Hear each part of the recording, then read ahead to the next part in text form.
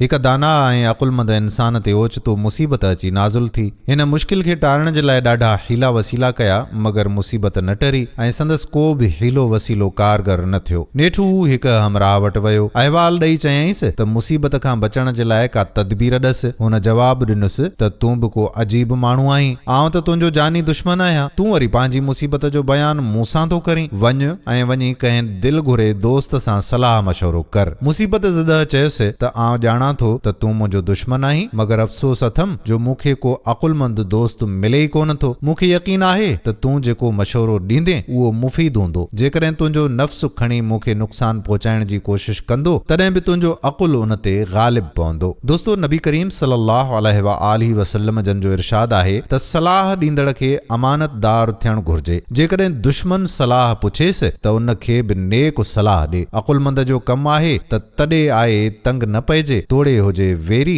मंदी ऐं मेरी, दुश्मन खे न सलाह ॾे। दोस्तो, वीडियो पसंदि आई हुजे त शेयर ज़रूर कजो ऐं उन्हनि माण्हुनि खे मेंशन बि ज़रूर कजो जिन खे अव्हां अक़लमंद सम्झो था।